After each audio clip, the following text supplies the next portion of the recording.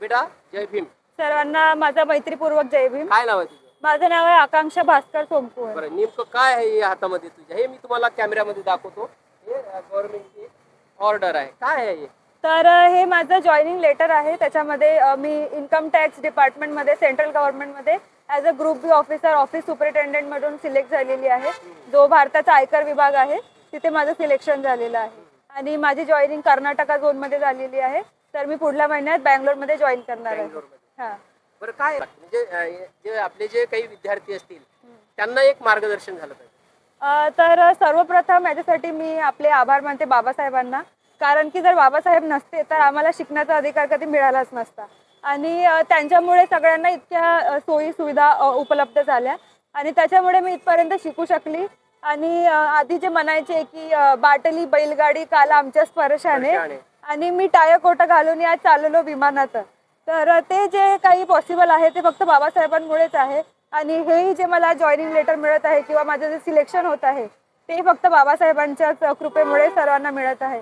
इथे तुम्ही सर्व माझी फॅमिली पाहत असाल तर आम्ही असं घरचे काही खूप श्रीमंत नव्हतो. सगळे स्ट्रगल करून या लेवलपर्यंत आलेले आहे आणि त्याच्यामधून त्यांनी आम्हाला नेहमी हे शिकवलं की शिक्षण हे सर्वात महत्त्वाचं आहे आणि आपल्या समाजाला जर समोर जायचं असेल तर शिक्षणाशिवाय दुसरा पर्याय नाही आहे.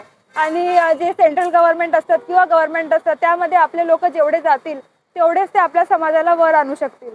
तर त्यामुळे माझा आधीपासून प्रयत्न हाच होता की मी कोणत्याही गव्हर्नमेंट क्षेत्रामध्ये जॉईन व्हावं.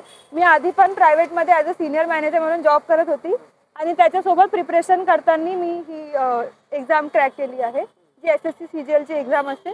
त्याच्यामधून मला हे पद मिळालेलं आहे. कधी एक्झाम कधी द्यावं लागतं समजा? ही दरवर्षी होत असते एक्झाम आणि ही जी एक्झाम आहे 2025 ची आहे. ग्रॅज्युएशनच्या नंतर? हां, ग्रॅज्युएशन नंतर असते आणि 2025 मध्ये मी याची प्रिलिम्स दिली, मग मेन्स दिली आणि मग त्याच्यानंतर पूर्ण सिलेक्शन प्रोसेस 1 वर्षभर चालत असते आणि आता 2026 मध्ये माझी जॉईनिंग होत आहे. बरं, काही ट्युशन क्लासेस वगैरे लावले तर या संदर्भात? नाही, मी या सगळ्यांची प्रिपरेशन युट्यूबवरून घरीच केली होती. युट्यूबवरून? हो, फ्री युट्यूबवरून घरीच केली होती. बघा, हे एक विशेष आहे विद्यार्थ्यांनो की बरेचसे विद्यार्थी आपल्या डोक्यामध्ये हा विचार करतात की म्हणजे खूप अभ्यास करावा लागतो, ट्युशन क्लासेस लावावा लागतो, पण नाही, तिने युट्यूबवरून जे आहे अभ्यास केला. हे खूप मोठी गोष्ट आहे तुझ्यासाठी आणि इतर मुलांना सुद्धा सांग म्हणजे अभ्यास कसा करायला पाहिजे.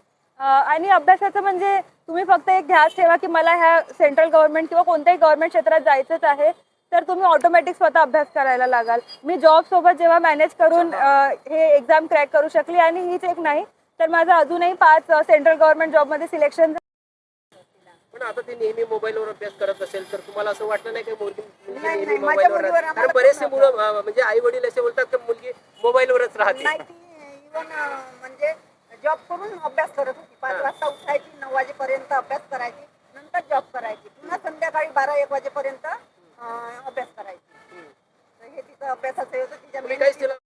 अभ्यास करा आणि सगळेजण प्रयत्न करा की आपण मोठमोठ्या पदावर जाऊ, चांगलं शिक्षण घ्या, त्याच्यामधूनच आपली प्रगती होऊ शकेल. दुसरा काही पर्याय नाही आहे वर जाण्याचा. जसं बाबासाहेबांनी म्हटलं होतं की शिका, संघटित व्हा आणि संघर्ष करा.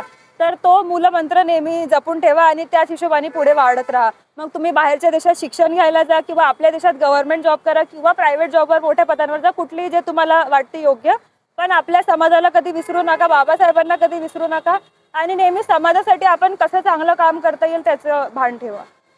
नक्कीच. समाज डिपार्टमेंट म्हणजे इन्कम टॅक्स. म्हणजे आता तुझी काही इच्छा आहे का मग ह्या जॉब करूनही काही UPSC आणखी क्रॅक करायची आणि मोठा अधिकारी बनायचा आहे? हो, अधिकारी नक्कीच, IPS, RIS? नक्कीच.